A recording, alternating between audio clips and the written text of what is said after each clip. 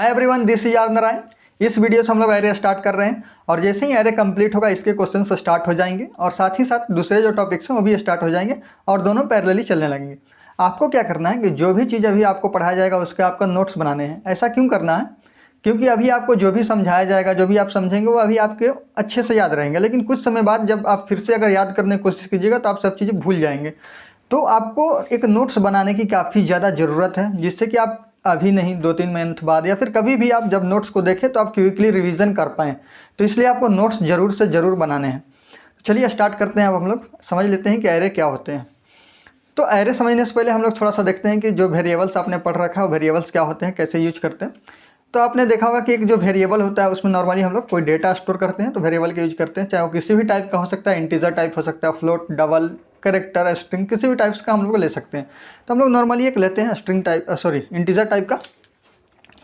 तो हम एक इंटीजर टाइप का वेरिएबल ले रहे हैं x और इसमें 10 असाइन कर रहे हैं। तो इसके लिए एक मेमोरी एलोकेट होगा और इसमें 10 स्टोर हो जाएगा, ठीक है।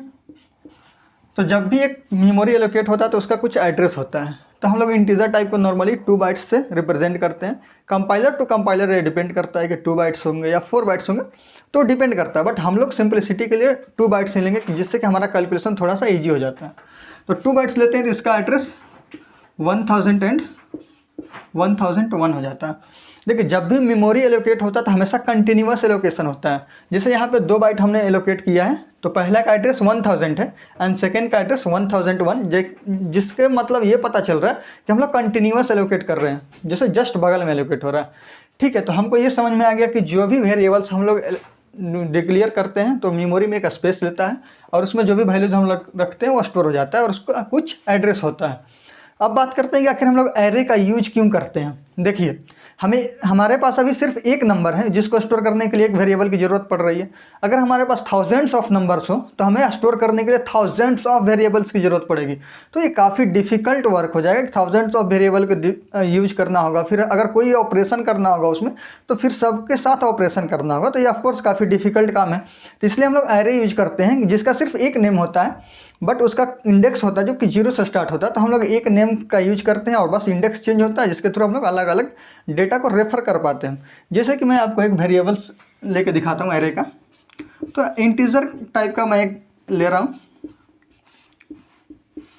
देखिए, ये इंटीजर टाइप का एक एरे है। जैसे हम लोग एरे डिक्लेयर करते हैं तो ये जो है उसका एरे का नेम है और ये स्क्वायर ब्रैकेट हमेशा हम लोग एरे डिक्लेयर करते हैं तो उसके साथ देते हैं और स्क्वायर ब्रैकेट के जो अंदर है वो इसका साइज डिनोट करता है। तो ये हमने एरे डिक्लेयर किया है जिसका साइज 5 है।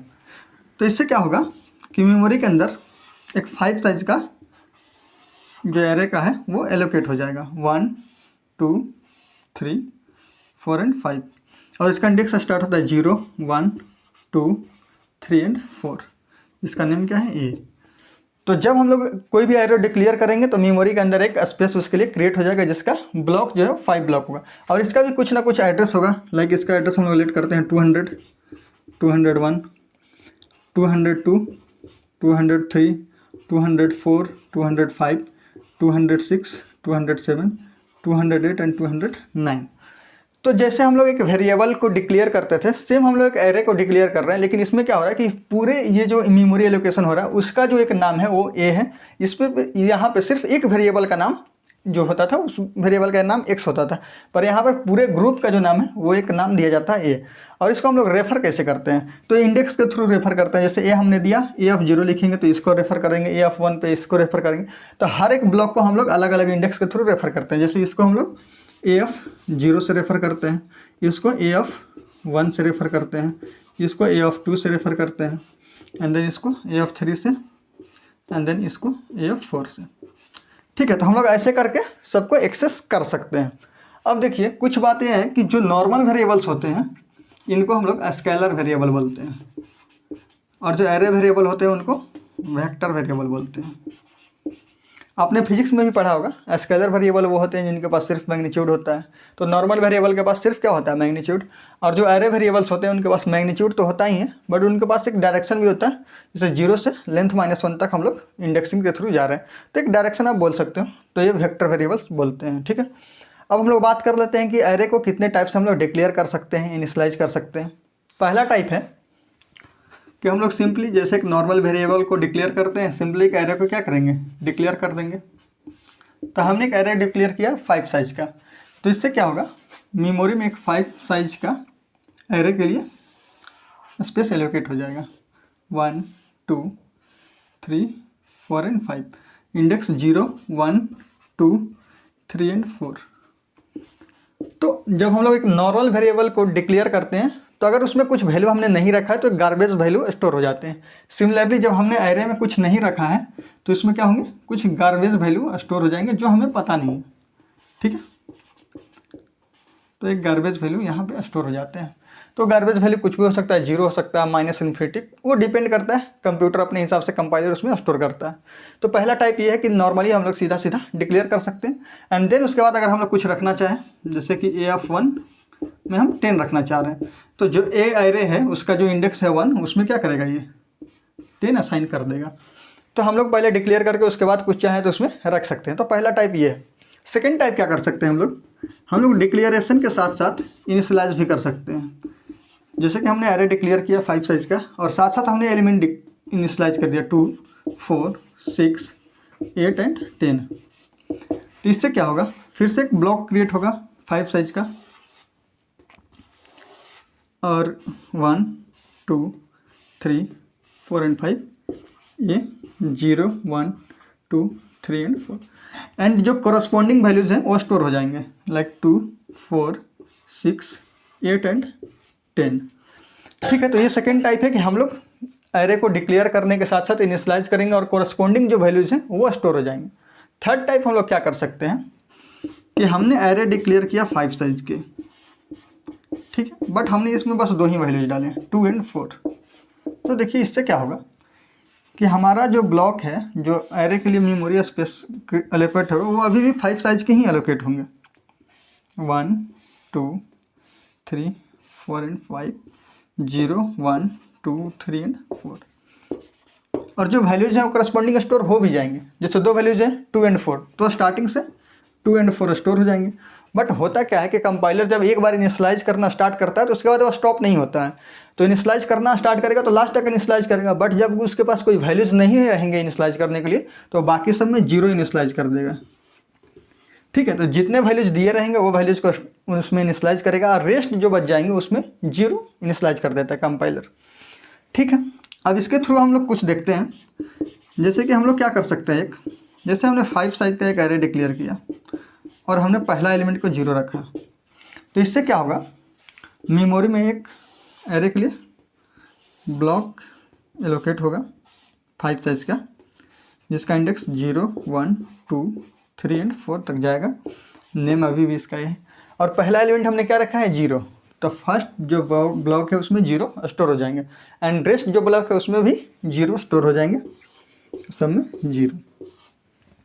तो देखिए इससे फ़ायदा क्या हुआ, जब भी हमें ऐसा करना होता है कि पूरे के पूरे एरे को 0 से इनिशियलाइज करना होता है तो हम ऐसा तरीका यूज करते हैं जिससे कि बस हमने पहला एलिमेंट को 0 रखा, बाकी जो है अपने आप ही 0 इनिशियलाइज हो जाएंगे। तो एक तरीका हम लोग ये काम कर सकते हैं। एक और तरीका हम लोग क्या कर सकते हैं कि हमने बिना एरे का साइज दिए हुए, जैसे हमने अभी तक सिर्फ एरे का साइज देकर काम कर रहे थे, एरे का साइज नहीं दे रहे हैं, सिर्फ इसमें एलिमेंट दे रहे हैं, लाइक 5 10 15। तो इससे क्या होगा, कंपाइलर काउंट कर लेगा कि कितने एलिमेंट इसमें हैं। लाइक अभी 3 एलिमेंट हैं तो 3 ब्लॉक का एक एरे डिक्लेयर हो जाएगा, मेमोरी के अंदर क्रिएट हो जाएगा। ठीक है, जिसका इंडेक्स होगा 0 1 एंड 2 एंड नेम है, और जो भी एलिमेंट है उनमें स्टोर हो जाएंगे, लाइक 5 10 एंड 15। ठीक है, तो हम यहाँ पे साइज नहीं देंगे, फिर भी कंपाइलर काउंट कर लेगा कितने एलिमेंट है और जितने एलिमेंट होंगे उतने साइज का एरे एलोकेट हो जाएगा मेमोरी के अंदर और देन जो भी वैल्यूज हैं वो उसमें स्टोर कर दिए जाएंगे। ठीक है, तो ये 5 तरीके हैं। पहला तरीका है कि डायरेक्ट हम लोग सिर्फ डिक्लेयर कर सकते हैं, तो उस समय सिर्फ गार्बेज वैल्यू रहते हैं, बाद में हम लोग उसको इनिशियलाइज रख सकते हैं, स्टोर कर सकते हैं। सेकेंड टाइप है कि हम लोग डिक्लेयर करने के साथ साथ ही इनिशियलाइज कर सकते हैं। थर्ड टाइप है कि डिक्लेयर करने के साथ साथ हम लोग इनिशियलाइज कर रहे हैं लेकिन जो वैल्यूज हैं वो साइज से कम है, तो जो बचे हुए स्पेस होते हैं उनमें वो 0 इनिशियलाइज कर देता है। और ये तो सेम इसी टाइप का है। और ये एक ऐसा है जिसमें हमने साइज नहीं दिया है लेकिन वैल्यूज डाल रहे हैं और जितने वैल्यूज देंगे उतने साइज का एरे क्रिएट हो जाएगा एंड उसमें वैल्यूज रख देंगे। एक और क्या चीज़ सोच सकते हैं हम लोग कि हमने 5 साइज का था, 5 एलिमेंट डालें, अगर हम इसमें 6 एलिमेंट डाल दें, एक और एलिमेंट अगर हम डाल दें 20, तो क्या होगा? देखिए इस कंडीशन में एरर आने लगता है, क्योंकि ये ऐसा कंडीशन है कि जब स्पेस आपके पास कम है लेकिन आप उसमें एलिमेंट ज़्यादा रख रहे हैं, तो ऑफ कोर्स ये एरर आएगा। तो ये इस कंडीशन में एरर देता है कंपाइलर कि जो आपका एलिमेंट है वो आउट ऑफ बाउंड है, मतलब कि ज़्यादा है, एक्सेस है, साइज से ज़्यादा है। अब हम लोग देखते हैं कि आखिर एरे को हम लोग एक्सेस कैसे कर सकते हैं। जैसे कि एक एरे दिया हुआ है इंटीजर टाइप का ए और स्पेस है 5 और इसमें वैल्यूज स्टोर है 2, 4, 6, 8 एंड 10। तो मेमोरी के अंदर इसके लिए जो ब्लॉक है वो क्रिएट हो जाएंगे 1, 2, 3, 4 एंड 5, इंडेक्स 0, 1, 2, 3 एंड 4, और जो एलिमेंट है वो करस्पॉन्डिंग स्टोर हो जाएंगे 2, 4, 6, 8 एंड 10। तो देखते हैं इसको एक्सेस कैसे कर सकते हैं। अगर हम ए ऑफ 0 लाएँ किसी तरह से, तो ए ऑफ 0 में ये क्या होगा? एक्सेस हो जाएगा। ए ऑफ 0 का वैल्यू कितना दिया हुआ है 2, ए ऑफ 1 का वैल्यू कितना है 4। तो देखिए इसको कैसे एक्सेस कर सकते हैं।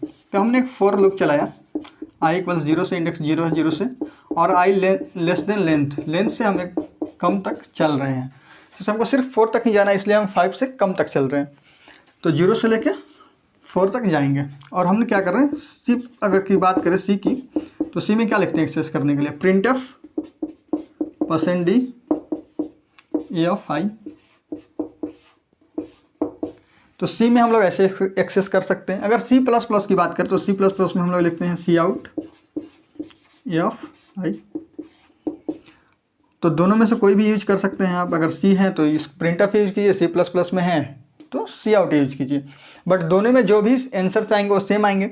तो जब हम लोग लिखेंगे तो देखिए क्या आएगा। स्टार्टिंग में हमारा आई जो है वो क्या है, आई 0 है, तो 0 इसको डिनोट कर रहा है। तो ए ऑफ 0 क्या होगा? ए ऑफ 0 2 प्रिंट कर देगा।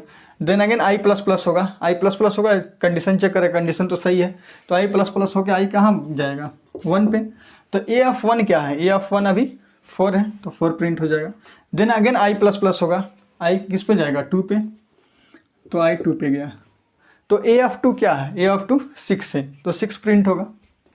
Then again I plus plus होगा एंड देन अगेन चेक होगा एंड देन उसके बाद आई प्लस प्लस होने के बाद आई 3 हो जाएगा। तो ए ऑफ 3 कितना है? 8 है तो 8 प्रिंट होगा। Then again I plus plus होगा और आई 4 हो जाएगा। तो ए ऑफ 4 क्या है? 10 है तो 10 प्रिंट होगा। Then again I plus plus होगा एंड ए आई जो है उस समय 5 हो जाएगा। और 5 जब कंडीशन चेक होगा तो 5 लेस देन 5 नहीं है तो कंडीशन फॉल्स हो जाएगा और ये लूप टर्मिनेट कर जाएगा। तो 2, 4, 6, 8, 10 जो हमारा वैल्यू है वो आ जाएगा। तो हम लोग ऐसे एक्सेस कर सकते हैं। सेम अगर सी प्लस प्लस की बात करें सेम आंसर आएगा 2, 4, 6, 8 एंड 10। ठीक है, तो ये ऐसे हम लोग एक्सेस कर सकते हैं। एक और चीज़ हम लोग देखते हैं, जैसे कि हम लोग ए ऑफ आई लिखे हैं, इसको हम लोग ऐसे भी लिख सकते हैं आई ऑफ ए। ठीक है, मतलब हम लोग जो भी एरे का नाम है उसका इंडेक्स के साथ हम लोग इंटरचेंज करके ऐसे भी यूज कर सकते हैं। या फिर हम लोग एक और क्या कर सकते हैं, ए प्लस आई स्टार, मतलब इसको हम लोग पॉइंटर के थ्रू एक्सेस कर रहे हैं। लाइक एक जो है वो क्या है, स्टार्टिंग एड्रेस जो है वो डिनोट कर रहा है। तो ये जो स्टार्टिंग एड्रेस लाइक यहाँ पे 200 हो गया एंड देन प्लस स्टार्टिंग में आई क्या है 0 है तो 0, यानी कि 200 पे ये क्या दिखाता है कितना वैल्यू है। तो 200 पे कौन सा वैल्यू है? तो 200 अगर हम लेट कर रहे हैं कि स्टार्टिंग इंडेक्स है तो 200 पे 2 वैल्यूज है। देन अगेन आई जब 1 होगा तो आपको पता है आई जब 1 होता है तो ब्लॉक एक चेंज हो जाता है। आपने सी या फिर कोई भी लैंग्वेज पढ़ा होगा तो उसमें आपने पढ़ा होगा कि सीधा का सीधा ब्लॉक चेंज हो जाता है। दैट इज इसमें डेटा टाइप से क्या होता है, मल्टीप्लाई होता है। तो अगर डेटा टाइप 2 लेट कर रहे हैं तो 200 प्लस 2 कितना होगा 202, और 202 जो है वो सेकेंड ब्लॉक का है। तो सेकेंड ब्लॉक है तो उस समय 4 प्रिंट हो जाएगा। तो हम लोग ये तीनों कोई भी यूज कर सकते हैं, बट जनरली यही यूज होता है, सबसे ज़्यादा यही यूज किया जाता है। तो आप भी यही यूज कर सकते हैं, ऐसे कोई भी यूज किया जा सकता है, इसमें कोई रिस्ट्रिक्शन नहीं है, लेकिन नॉर्मली ये यूज किया जाता है। ठीक है, तो एरे का ये फर्स्ट लेक्चर था। हम लोग सेकंड लेक्चर में आप बात देखेंगे और क्या क्या चीज़ें हैं। तो अगर आपको ये वीडियोज़ अच्छे लग रहे हैं तो वीडियोज़ को लाइक कीजिए और चैनल को सब्सक्राइब कर लीजिए।